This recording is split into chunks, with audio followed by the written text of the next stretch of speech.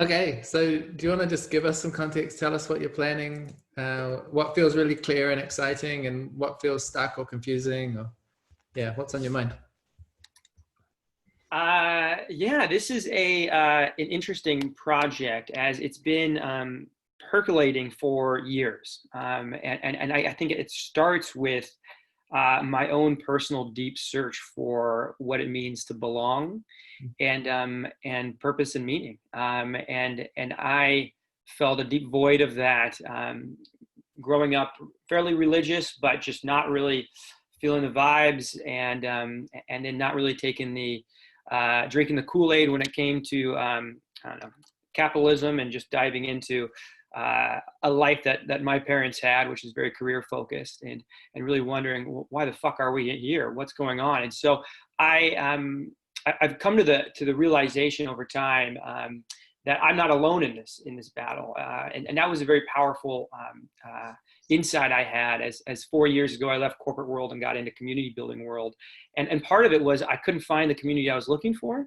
and part of it was probably a little bit of my ego. It's I wanted to blame other people for my own problems, and like, oh, it's society around me. I don't have what I need, and there is some of that, but there's also this agency, and it's you have the power to create what you need. And if I would have gone back, I probably wouldn't have been like, oh, I needed to create my own community. And I've had and so since those 4 years, it's been community building ever since. Starting my own communities, my own organization, which was once it was called Foundation, and it was all around bringing people together around passions and classes. And so finding amazing people in Seattle who would teach awesome stuff. We would do everything from like, we would have science lectures to like cooking classes to like gardening class. Anyway, anything to just bring people together around shared passions. And I was burning myself out building community for other people, not necessarily realizing what community was that I was looking for. And as this idea was coming back in my mind, it really was something that was deeper, something that was vulnerable and real. And so this community has taken shape now with three purposes, and the three purposes are to help support each individual's pursuit of expressing their gifts, doing meaningful work, and living a life full of aliveness and wholeness. The context of that is for each of these community members, this means something different. And providing space to have the transformative, real deep conversations where and connections where people can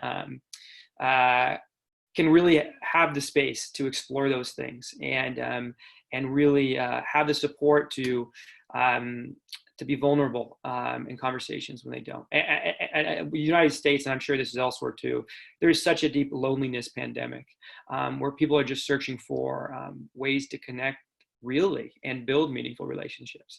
And so I don't want to say this because we're recording, but it's a small plug for the microsolidarity workshop, because it was a great last piece of the puzzle that I was missing, in a little bit of context. I've been experimenting with things, and I've had success, but really with this goal of co-creating, self-organizing, and decentralized communities. How can we start? What's the structures look like? What does function there? And I hadn't. And so I'm grateful for you both in that experience, and learning from everybody else in that room. And then I got this on Monday morning. I had to have a great call with Romy, and she's just an absolute delight. And so it's fun to just connect and find these relationships and stuff like that. So anyway, so as this last piece of the puzzle, it really started to take shape of, okay, what could this look like? And it's a huge relief when you realize sometimes less is more, and how can you create the environment where you have, once again, following some of the writings you've had, Rich, of how do we host this amazing once a year gathering, and how do we do that and just do it right, and mostly just empower co-creation. I've been a Burning Man veteran for close to a decade, and so I've seen the power of what, let's create a sandbox to play in and just allow people to co-create it and really build community around asking, saying that we're nothing without each of you. You have to come and build whatever this is together. And so having this one big annual gathering, having these quarterly gatherings, which are like potlucks / open space, to have these crew formations. And then everything in between there, we have these crews that are forming, and these crews that are doing things on their own.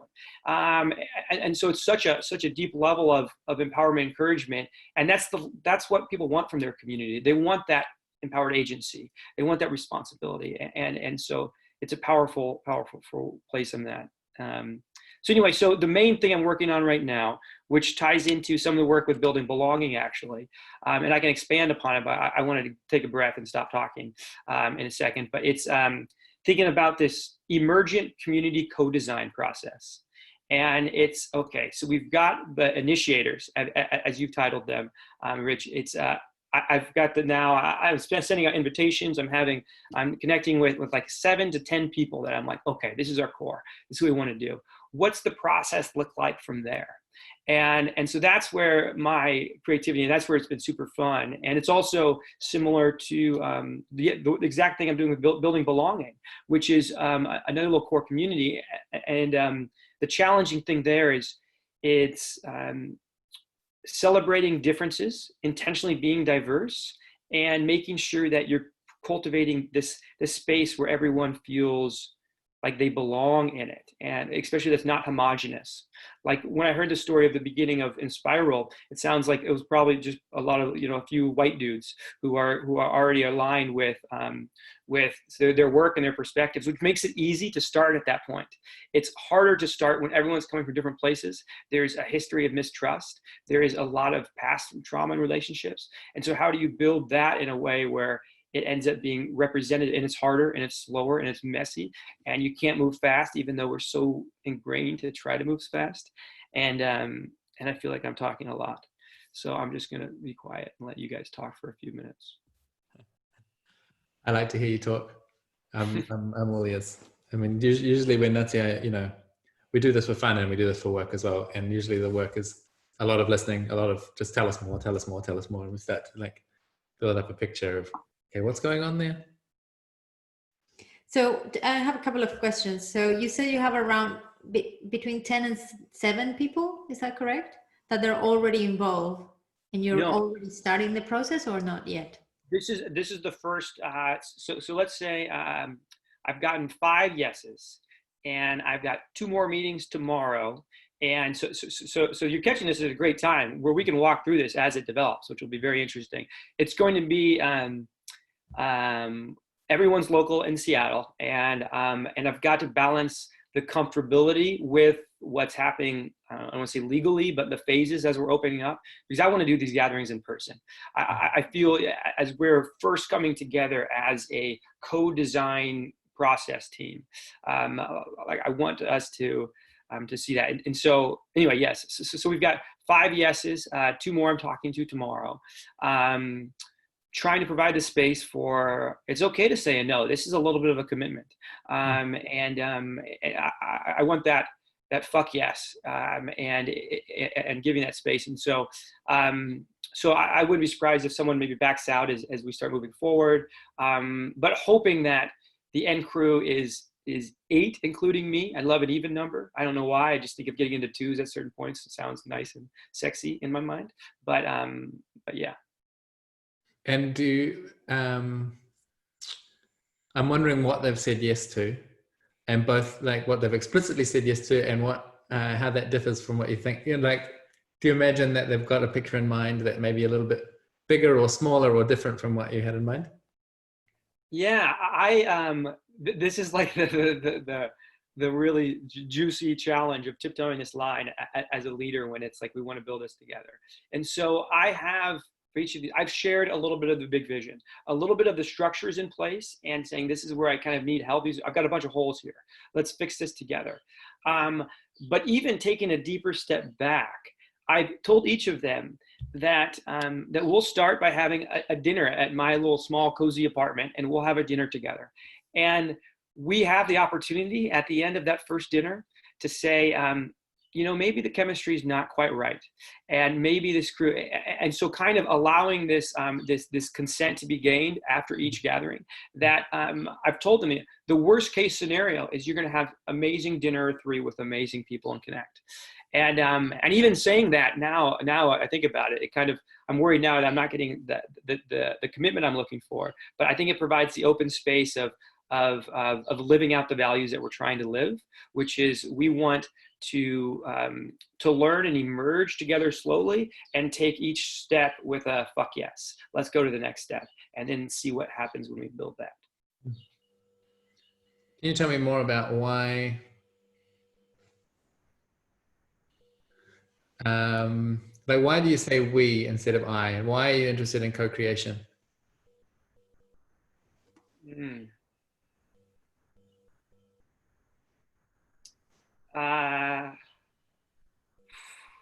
We would maybe be a loaded one. I think back to when I was starting to build out my first community foundation. Most people in my life are like, what the hell are you doing with your life? You just left a cushy job. And so when I'm describing what I'm doing, we made me feel better a little bit, like we're doing it, even though there was a proverbial we, but it was a little bit, mostly just me plowing forward. I also feel language is powerful. And so the more I say we, like I will catch my friend Rachel, who's one of these initiator crew. She said your community recently, and I caught her and I was like, our community. And we were having dinner and it was kind of adorable. And she played along, but I'm hoping eventually gets to the point where actually she feels that and not just forced to say it when I call her out. So that would be on the we side. What was the second part of your question again? It's still early. Why is it important that it is a we, and why do you co-create? Like, because the other option is, you design everything and you say, hey, I've made this lovely thing. Would you like to join it? I think my co-creation focus started actually when I was working in the corporate world. But for me, everything I believe about is in belonging. Like I have like a morning grounding ritual and I go through a bunch of stuff, but I end with my two purposes. And one of my purposes is to be mindfully present in every moment. My second purpose is to build a world where everyone feels they belong. Like it's what I believe is the transformational element. I just wrote a long article that I'm just like super in love with called The Speed of Belonging, and how we can start to infuse a perspective in belonging and decision-making, how we build stuff.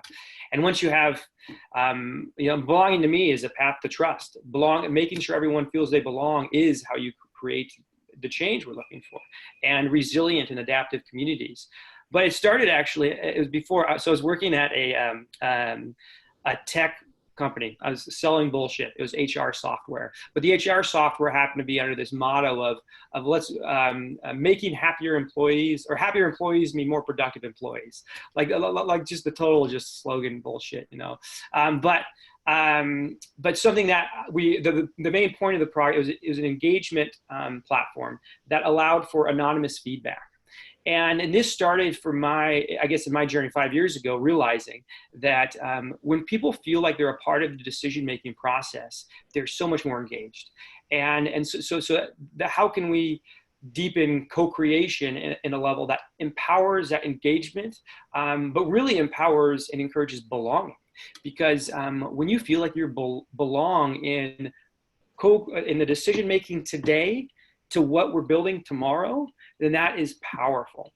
And so if I wanted to build the strongest community, and I will, selfishly, I want this community for me, let's say, I still want to empower everyone else, because then it ends up being the ecosystem that I want to be in. It ends up being that little pond I want to play in. And so co-creation for me is just simply a path to creating a community of belonging. And I don't know if there's any other way. And maybe there was, I don't know, church doctrine and saying that you need to fit in to be a part of a community. You need to conform to how we believe in it. But now it's, not only now do we have to do that, but I go on a small little tangent here about the internet providing a voice, and now we feel like we have to be a part of everything, and so now we can't go back to that type of shit. But we don't even want that, because it's not even true belonging. That's just saying people want to be a part of something, instead of saying that we need you as your true fullest self. We need you standing up for what you believe in. We need you, all your differences, all your weird quirks and your gifts, to be a part of our community to make it what we are. And I think a lot of that starts with co-creation. So, how do you conceptualize your role as a Jordan you're holding some kind of additional commitment, enthusiasm, vision, possibility, spark, and you're inviting other people to come and be with you, all of those things. How do you think of your role at the moment? Like before that true equal ownership thing has happened, the co-ownership piece? It will first off, it'll have to be me listening to my post-it on my mirror that says "Let go of control" every day, and keep doing that, even though I struggle with that, especially when I have a vision that I really love. It is going to be God, it's a challenge.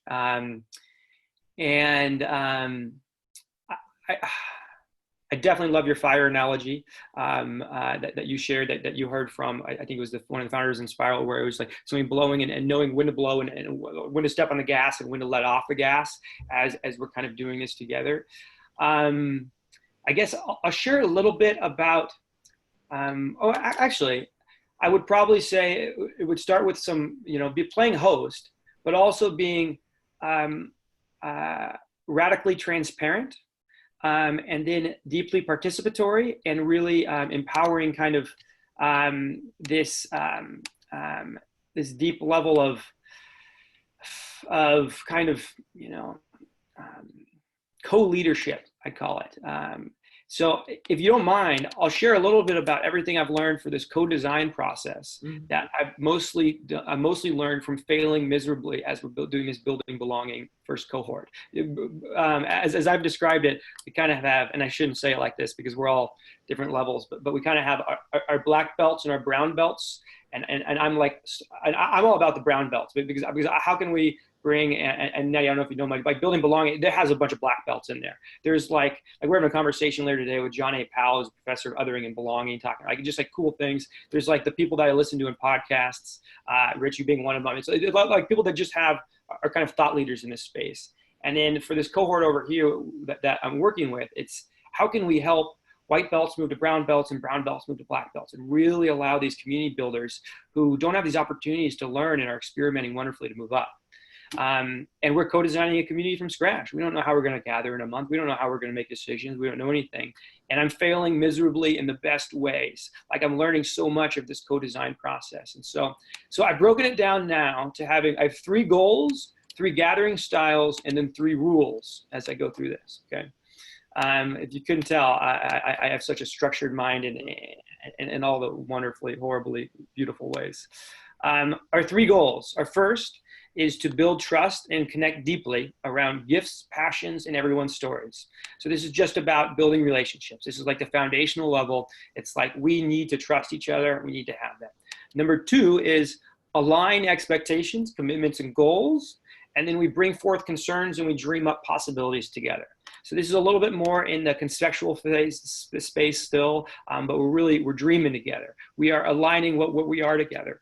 But the third one is actually the design process, which actually comes the latest. And these are all reiterative and happening all different times, but which is, let's design our community structures together. What roles, what shared agreements, how do we want to grow, gather, make decisions, empower co-creation, self-organization, things like that.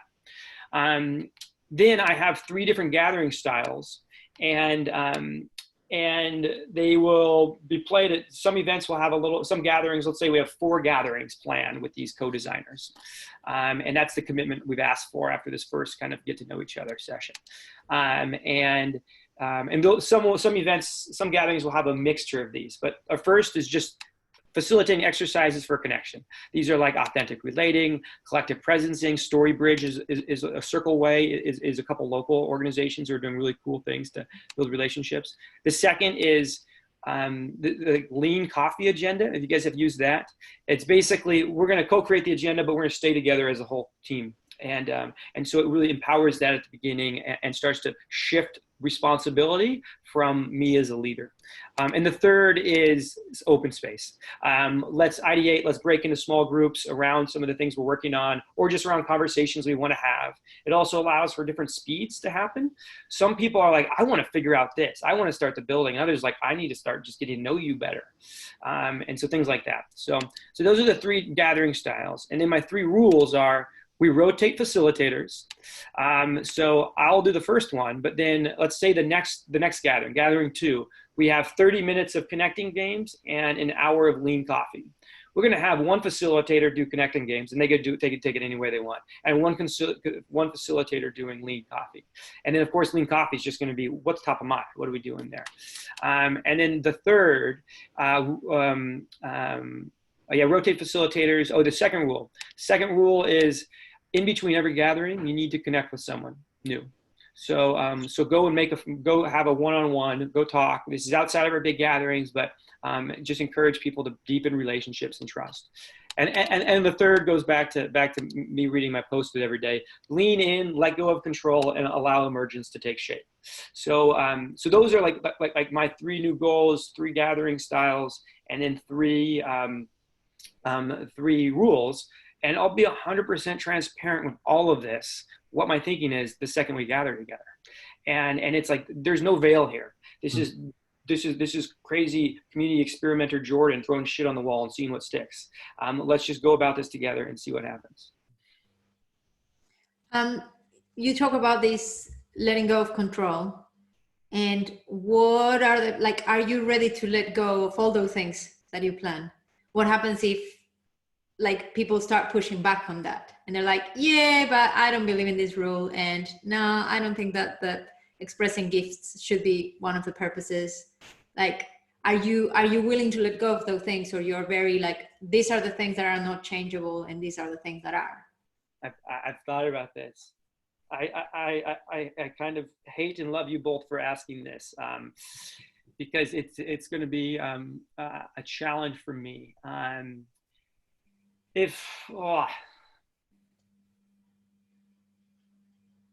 Yes and no is my answer, because I want to stick in this gray area.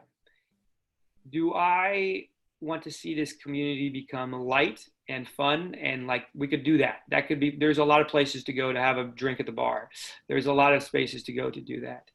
Do those purposes end up, and now you're making me maybe think back to thinking of even a simpler purpose, and then that breaks down into 3, and then maybe the simpler purpose is what we drive on. But I really like those 3 purposes. I don't know if I would give up those 3. I guess my yes and no is now back to I don't know. I will share a little bit about who I'm inviting. And I have characteristics that I'm looking for, and they're curiosity, honesty, courage, and love. And it's curiosity of yourself, of the world, of other people. It's honesty, actually honesty more importantly with yourself and other people, deeply honest, and then courage to dive into yourself, and courage to ask yourself the tough questions, to battle through those things and to actually feel and not just numb, to really get into it. And then love. Love brings it all together. And so as I'm inviting these people in who are those 4 things, a characteristic is something that we are actively searching for something similar that aligns with these 3 goals. And so I think part of it is I am getting buy-in right away of these 3 goals, and ooh, that sounds pretty cool. Oh, let's talk more about aliveness and wholeness and what that means. Let's talk more about what meaningful means. Ooh, what are my gifts? How do I express these? And so I'm hoping to have that as a prerequisite. And so, for instance, one of the guys I'm inviting, he's a coach, and his organization is called Love Amped. He loves just helping people love themselves. Another woman is a mystic healer and a meditation coach. And just good people who are aligned with this. And so would I change that part? I don't know if I would change that purpose. Would I allow the whole format to blow up? I think I would, but I'd also trust that people would trust me in a certain way, but also trust that if I shared the story, if I shared why, we could gain consensus in a way that would allow, if there's a ship being built, it's like allow new add-ons, new compartments, and we just have a little skeleton now, and maybe a big part of the skeleton does come out in the end, or maybe something else, but we still kind of have the ship that we're building. And yeah, but that's a tough question. I will ponder more, Nati. I don't know fully that one, but yes, that's my first thought. I'm asking because you're talking about co-creation, and sometimes co-creation has boundaries as well. So, yeah. And actually, well, some people say that the boundaries create, give a bit more energy to what you're creating, right? The creative constraints. But it's useful to know because that also places you in which role you're playing. So if you are the source, as some people call it, if you are going to be the leader, at least to start with, or if you are you're bringing the energy of what this thing is to start, then you are going to have to go through the process of storming. Like groups go through these processes, right? So at some point, people are going to push back on that, especially if you're saying, this is co-creative, we're all going to be the same, we're all going to be leaders.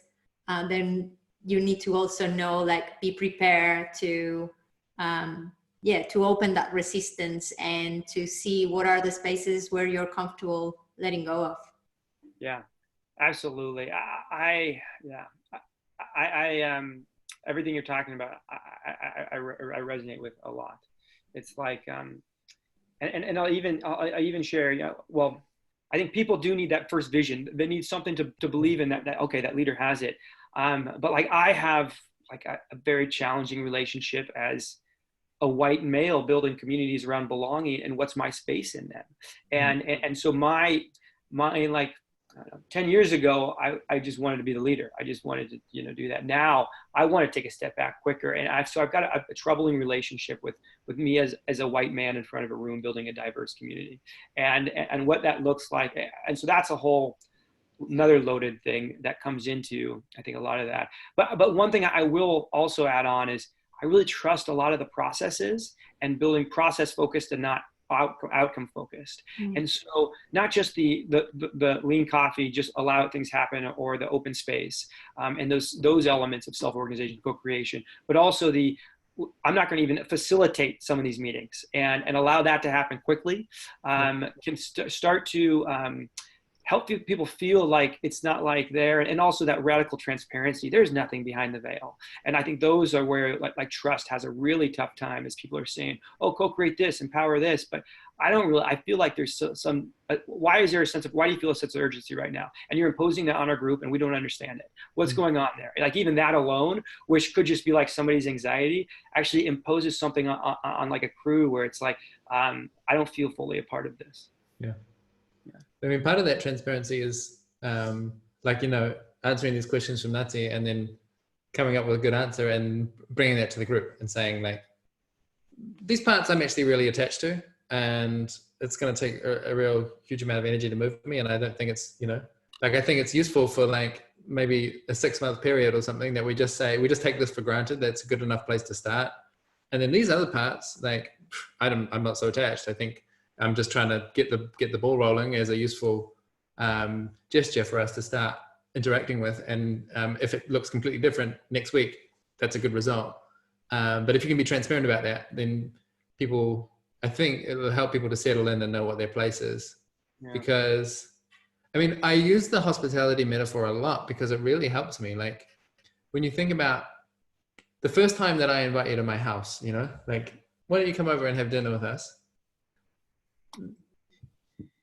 You are operating in a really constrained way. The first time you enter into that space and you're like, I mean, I've got to show you where are the different places, and then I cook you a meal or something and then say goodbye. And then the next time maybe it's, oh, come stay a few days.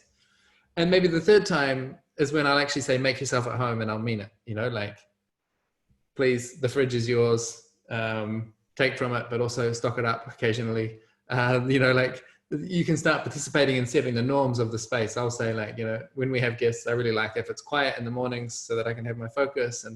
And you can also have your own contribution to those norms. Like, what would help you have a great time here? And that's a process, right? It takes some time before you really accumulate that trust. Whereas if you walk into the house the first time and I say, make yourself at home, my house is your house, do what you like that'll be very unsettling and confusing. And like, I don't even know where things are. Like, what is this place? What are the opportunities here? How do things work? Like, there is a really enabling kind of hospitality, which is, like you're saying, the enabling constraints. Like, the first invitation is for you to have a meal with me. I mean, you've sort of described that too, right? Like what you're inviting people into is literally a meal. And that the commitment doesn't extend until after they sort of re-up their consent after that. But I suspect that the more you can be transparent about the limits of freedom, the better. Yep. There's another piece that I'm sniffing around in there too, which is like, this is a weird one. This is one I have not really settled on, but I know that my own participation in communities, there's a kind of threshold I cross when I feel I'm able to name my own needs. Yep. And present them to the group and say, I know that what I need in this situation to really feel engaged or empowered or something like that is such and such, or like, I know what would really support me is this. And when you're in the hosting posture, you've got this weird dynamic where you've kind of got to be saying we all the time. Like you say, you're trying to cultivate a collective identity, and it's got to be initiated somehow. But for me, observing you as a host, I also want to hear you speak from I sometimes. Yeah. I also want to know, like, what is this, like, what is your need in this that I can contribute to? And is that something that I'm up for? And yeah, I just think it's a kind of a paradoxical position to play as a host. That actually just ties into the conversation we had yesterday with our cohort in Building Belonging. It was someone who I have a long-lasting relationship with, and basically the conversation was about roles. It's like, we've been so fluid here. What's my role here right now in this stage? You've got me. I'm signed in. I'm all about it. I love it. I'm excited. And I'm there. And I appreciate and grateful for it. But as we're so fluid right now without this, what you just described about the hosting, about how like opening gateways as it resonating so deeply with me. But this gentleman was like, I don't know what role to play right now. I feel, and it's tough because some people are moving at different speeds in the group. And so some are like, I just want to get to know everybody better. Let's slow down. Others are like, I want to start embodying our actions and how we are meeting, and that's just one thing. And then another is like, those actually can align fairly easy. It was like, I want to start building what we're doing and growing our community. And there's this tension that's happening organically. And this is a bigger crew. This is 18 people. And these are like 18 different community builders who have experience doing community. So all of them think they have the best idea for what it is, which is actually wonderful too. And so we're all just kind of learning together. But it's this back and forth. And this question of empowering roles as an expression of my own needs is awesome. And I haven't thought of it like that. And I want to marinate on that a little bit of something there. Yeah. I have a question around crews, because you're saying, so there's these first 5 years that you got and that you would like to grow it into more. Are you going to start to cultivate those 5 as you all are a crew? And so I'm assuming it's maybe 6 with you, or you're part of that. Is that going to grow into a crew where you can start practicing and developing that belonging into those 5? So we're talking about the co-design crew here that bringing together the initiators. I haven't thought of that. I've been thinking about the crew formation that will happen at our annual big gathering. And maybe I'm overthinking it. Maybe I'm whatever, who knows. And I'm actually, I have 2 different roads that I'm kind of thinking about, which I'll share in a second. But I do view this as a crew, but I don't necessarily view this as like, I'm worried about this crew gaining being put on a different pedestal once the community starts. And so I don't know if I want to empower this as a full crew where people are like, oh, that's the crew that's making the decisions. That's the crew that's the leading crew. Mm-hmm. And I'm hoping to avoid that. And so we'll definitely be like deep relationships. But I would hope that once the community starts going, we are all in different crews, and so that would be more aligned with my dream. But so my crew challenge right now, or much as my crew thought, and once again, I'm actually trying to be reserved here and allow this to emerge with the initiators when it comes. But I have a concept of a crew that I'm already a part of that I really love, and we call ourselves a co-motion crew. We meet together once a month. It's kind of like a men's accountability crew. We just love each other, and we're real and vulnerable, and we talk about our goals that month, the things we're working on, and our big picture stuff. And so we I found that to be very powerful. And so it's almost like we have this community could have a very kind of not structured, but like a intimate crew that we guide in some formation that is more like, this is about going back to our three main goals, three main purposes. And this is about the crew that helps you keep track of that. And this crew is all about like that developing over time. That's option one. Option two is we allow crews to emerge around passions and projects, and saying that the work that you're going to be doing, and maybe it's like 5 people, and maybe you could facilitate this through some open space type style thing, which is kind of like, okay, throw ideas for crews that you want, and then self-organize, or you can allow something even more organic.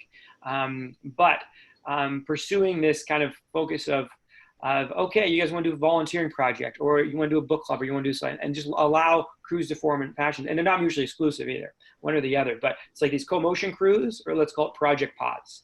And that's what I'm calling in my mind, at least. And do we have one or the other, or both? And so I'm juggling that, because I really like the idea of this small, intimate crew that checks in on these questions that we're helping people go through. That deepens in relationship, not just around an activity or an effort, or a growth opportunity or something. It's more just like, I don't know. So this to me is really interesting. I don't know the answer, and it's part of the reason why I'm eager to have a lot of conversations with people taking different approaches, because I suspect that there are some kind of we may discover some sort of standard patterns over time. So there's one which is, you can explain how it works at Inspiral. In the guild, which I'm part of, we had a big gathering, and people got a chance to meet each other for 3 days, and then we managed to convey, hey folks, it's important that like your sense of belonging here probably will depend on you having a crew of some kind of small group that you're going to be checking in with on a regular basis. So it's sort of like your mission to find a place to settle into. And it was quite an unstructured process, which was like I got a message from someone who was in the group saying, hey, I'd love to meet with you, you and you. I think the 4 of us would make a really cool little unit. Just like I thought we had there's something distinct about us that's a bit different from the whole. And I'd like it if we could meet. And that was it. That was the process, So it was very basically random. And there's also someone who's got an overview of the whole community and going like, does everyone have a spot? Is there anyone that's looking for a spot that doesn't have one? And doing a bit of matchmaking to fill that up. The other approach is very different. What we're doing with Alter Ego, another community. This one is like, we've not constructed a big story and a big vision and say, will you come to this big commitment? We've been doing it very one step at a time. So the first invitation is, hey, we've done some very intentional convening, thought of 5 people that would be great to meet each other, and said, hey, can you come to one call? And then at the end of the call, if they had a good time, we say, would you like to come to the next one? And then the next time we say, would you like to come to 6? Could we commit together that we'll do this on a rhythm? And then at the end of the 6, we'll have a retrospective and we'll see. And we've set up 3 of those, and they've just reached the stage now where they want to be hosting instead of having me and my co-host managing it. So there's the kind of self-organizing energy is happening. And the next stage we're going to do is bring them all together online. And then the stage after that is to bring them together face-to-face. And so that's a really very labor intensive. We've got some funding that sort of pays for our time to do that, because it's really like piecemeal, piece by piece by piece. You're going through that laborious work of putting them together. But it's felt really, really good to me as a process. It just takes a lot of energy. Do you want to explain the Inspiral one? Yeah, well, I guess I explained it on the week, so you have that sense. But I think me as a part of the working team that is doing the process, I do come with a strong bias of it doesn't really matter what you're doing together as long as you are together and you're connecting. That's the goal for me, is that people are connecting with each other. Because if it's a project or if it's supporting each other on your development or a book club, like you're getting to know the other person through something. So it's more about a process that helps you crew well. It's a process that helps you build that sense of familiarity and friendship and belonging. And, oh, I know who that guy is. I have a sense of your story. We share something together. And that's what Pods and Spiral are for. That's what we set them up for. So from that perspective, the how you set up the process that you do, you're probably going to iterate and find what works best. But in terms of what people do together, I have the bias of letting it be what people need it to be. Because you're talking about diversity. So probably everyone is going to have a different need for how they connect, and they're going to have a different way to get there. So it's more about who has the energy to put the call out and say, hey, I would like to host a book club. Who wants to join me? And the ones that feel connected to that, they're going to join. So it's more about that for me. I do wanted to bring something that you said about this core crew, and you don't want this core crew to have this pedestal. And I just wanted to bring my experience of it's going to be inevitable. Like that's what power dynamics are, is what we call power with. Like you can build that to be very positive. It doesn't need to be negative, but that social capital, it's going to be there, especially if you folks are the ones organizing, if you're the ones calling people in, you're going to have that. The task is going to be, when you build it, how do you start to distribute it again towards the community so everyone has access to that? But yeah, you can't avoid it. You can't avoid it, but you can make it transparent and make it dynamic and fluid. Yeah, just wanted to put it out there. And I think like you have a chance as well with that core crew for you all to start experimenting. What is the crewing that you want to do? Experiment to learn for the community. Like that's how we started, me and another person that we're the two people kind of leading this work in Inspiral. We started practicing ourselves with some other people. And it's like, what's working well here? What are we learning that could be useful for this community, and passing it along. And then once there's more crews, everyone is learning for everyone. So there's a space of experimentation. And it's probably as well, like if you're going to be working with them, you want to have that space where you are a crew and you're supporting each other. And once you have more people and you have the gatherings, then you can start splitting into, great, now each of us can hold another crew to start, like just give that starting energy. Yeah, I like that a lot. I have like a lot of questions, but I want to save them for phase 2 of our next, whenever we meet next. And it's like, how do we get crews learning from each other and engaging and bridging and collaborating on projects together even. A fun idea I had the other day was, again, between our annual and our quarterly gatherings, we have one ask of each crew. Obviously, we let them do their things and connect, but we ask them to do one project for the community. And so they get to come back, and it maybe is just host a dance party, or maybe it's like to change how we make decisions, or maybe it's like whatever. It's like they get to do one project for us, which would be cool. There's a lot of I'm sitting with and digesting a lot. Thank you both for everything that you're sharing there about the crew formation. I think of the process you were talking about there, Rich, about the invitations, and it's a little bit heavier of a load and a lift.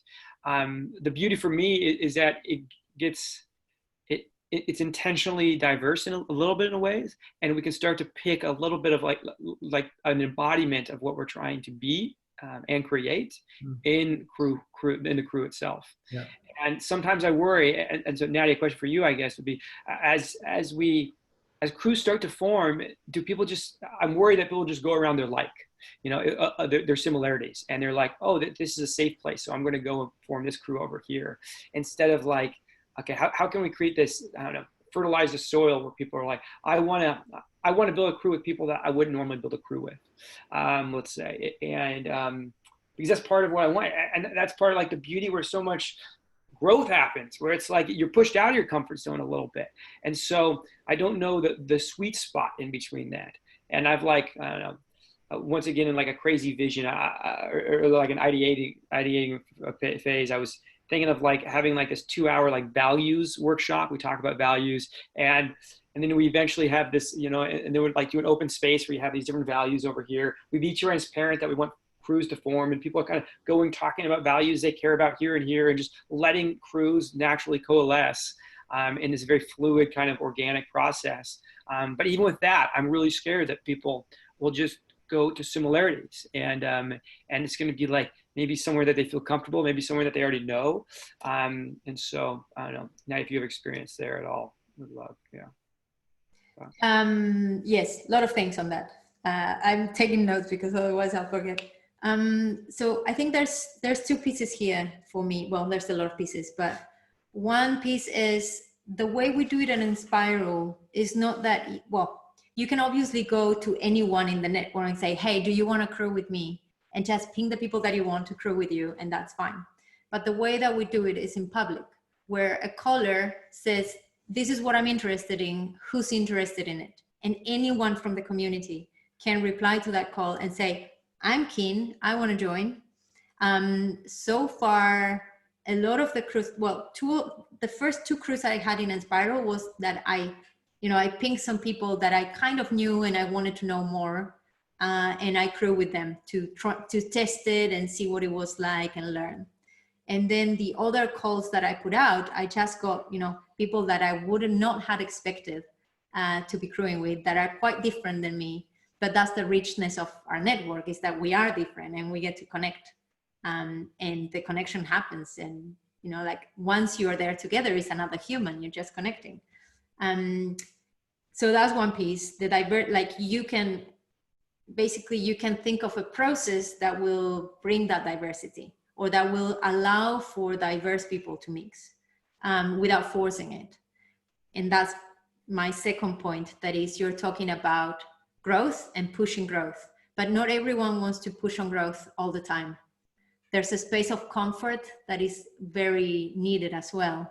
And there's beauty in being with others that are kind of similar to you, where you can relax and be like, I feel safe here. And that could be your safe space, where you can rant about whatever you want and feel that the others totally get you. Right? There's spaces for those things to happen in parallel as well. And this, you've said the word diversity quite a few times in this conversation. It's obviously an important value to you. And it's also part of the context that you're in, like being involved in community and having progressive values and being in the US, like obviously that's a contributing factor. And this thing that you say about safety and being with like minds and being able to relax into the familiarity, like that's kind of the opposite of diversity in a sense. Like like you said, the diversity, some parts of the diversity come with trauma attached to them, and trauma is the opposite of safety and comfort. And like, to me, it's a real puzzle. This was one of the things that I found really difficult in the US when we traveled there, was like, so many people are committed to the sense that we need to be breaking down barriers between people. We need to be mixing more diversely. It's essential that we do that. And so we're going to start from prioritizing diversity, maximizing the amount of difference we have in the room and the amount of potential explosive trauma in the room, and then try and connect and create harmonious relationships. And it's like, it's not working. I think there's this, I don't know what is the right formula for the context that you're in. For me, it makes sense that a lot of people are completely starved of harmonious relationships, and they might need to practice on the easy slopes first. And once they get the hang of like how to actually be in a group, they might be more well equipped to invite, okay, there's some real tension here. There's some real, like I think, for instance, I think it's useful to have a men's group sometimes where you go and you are not, you can be talking about masculinity, you can be talking about your experience and not run the risk of triggering a bunch of women in the room because you're shooting your mouth off because you're just for the first time expressing yourself. And it's great if you can develop that, if you're in the supported by these guys to help you like figure out how to talk and like how to express yourself safely and so on. And then you're equipped, and later on you can mix in with women and other genders as well. And like, let's all talk about gender together. And it's much more likely, I think, that second conversation is going to go well than if you just get people and say, hey, let's all just have a conversation about gender. It's like, probably that's not going to be great for the people who have been marginalized because of their gender all their life. You know, probably that's going to be a mess. So this is because on the flip side, if you just do the safety and the connection and the ease and the people like me, it's like an exclusive, you just reproduce the same inequities, right? So we don't want to do that either.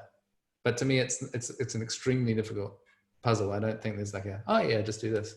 I think like in a way, there is space for both things to happen, right? Like, and this is a spiral, and spiral is very diverse now. It wasn't at the beginning. It is now, where, you know, there was a base set and a sense of belonging, and then you can start bringing more people. Once you have that culture a little bit established, that, you know, eventually is going to be, like refresh with the new people that comes. There's going to be a new culture, right? You're growing different things. But yeah, maybe thinking about, what are the different spaces that you can create or that you can offer for people to find what they need at that time. You both are like preaching to the choir. God, like this puzzle is such a deep one, and it's I think of it like in a lot of my work in Seattle has been more into this. It's like, how are we bridging communities, and it's so important for people to have that space where they really feel seen and heard as themselves and could be their 100% self. And like, how do we support that and empower that, and encourage that, and also try to bridge that a little bit? Mm-hmm. And so I actually think of like attachment theory, like a nurturance culture where it's like, and this is like at a community level. It's not even just that one person, but it's like I need to feel held and I need to feel loved and supported in this, so I can go out and then I can be vulnerable and I can experiment and then come back here. And how does that happen? And then one other thought that came up was this idea of Rich, when you mentioned that room full of like past trauma and like diversity, and it's just like, I've been in those rooms like multiple times, and I haven't led them, but I've been in them, and it is a mess. It just, eventually there's one thing done and it leads to a deterioration and cries, and it's like, and most don't come out. I've seen some come out of that, and then there's like a hugging at the end, and there's like this beautiful like that, and they needed to go through this catharsis. And so a concept that I've been thinking a little bit is a little bit of the culture we're creating and who we're inviting by kind of differentiating the work that people have done. And it's a balance, because I want to respect all the trauma and everything, but also recognize that it's up to a lot of us as individuals to kind of grow in that space. And there are bridgers and there are breakers. And bridgers are like, I can connect, and this is from either communities of privilege or communities of marginalization. Bridgers are the people that are like, I want to build relationships here, and breakers aren't necessarily there yet. And so having a room full of bridgers can function. Having a room full of, not quite there, it's a mess. But now what you're talking about there at the end, I think is exactly what I want to harp on and continue to learn from both of you. It's that how allowing it fluidly to organically come as it comes. But there might be a really important time for a crew, these co-motion crews, let's say. Some of them may be fairly homogenous, and maybe that's a good thing as it helps out there. Some might be diverse, and it's not that we need to put down rules or like that, just letting it organically happen. And I guess I'm thinking out loud here as I'm thinking about this, and maybe it's you trust that people will find what they need in this space, and then there's always opportunity to take a different step, to take a lean in differently. So yeah. I think maybe the last thing I'll say on that point is like, if you are aiming for a state where there is like a great degree of diversity across many different dimensions, it's going to be really important that that's reflected in the leadership, that people that are on stage are reflecting some of the different, representing some of the different groups that you want to be credible with, because if you don't have that, you're not going to you're not going to move anywhere. And that's been why Inspiral has moved so slowly towards a more diverse membership, is that like, yeah, the beginning was just like almost 100% white dudes. They were all within an age bracket, all had more or less the same job, the same conditions of life, you know, like very, very homogenous, which made things easy in a sense, but also meant that like you have this rigidity there that took years, you know, of like bringing new people in and making space for them and getting out of the way, and like until finally it's like, okay, there's lots of different kinds of people here, and they can take leadership when they want to. And like, yeah, that was it. If we were starting a new Inspiral, I think I would maybe not go quite so hard down the homogeny. We kind of overdid it. But it seems like you already have that, right? You say you're reaching out to people that are different, that you're bringing that diversity, but that have some core values that is what brings you together. You can have different opinions, different views. Exactly. I'm thinking like value and energy aligned, diversity and background experiences and identities. It's like we need at least, as I'm saying it, it's like 60% women, 50% people of color. And that's just what I'm thinking in my mind. I don't want to put numbers or anything like that, but it's how I'm conceptualizing it as I do want to have different, we're all walking through life differently, and race is a thing, and everything is, you know, how we go about gender. It's important life experiences that change, and the more diversity I think we can have in this stage allows for a more potential beauty. And then of course, absolutely, it's representative of what will end up being built together. So yes. That's great. I'm really glad that you've shared with us, and potentially other people that are listening in. And I would be up for having another conversation at some stage, you know. I don't know what the right tempo is, but at some stage when you've made some progress and you've got a fresh batch of challenges, it would be fun to learn along with you. I'd love that. Absolutely would love that. Yeah. Great. I'm going to stop the recording. Bye-bye. No.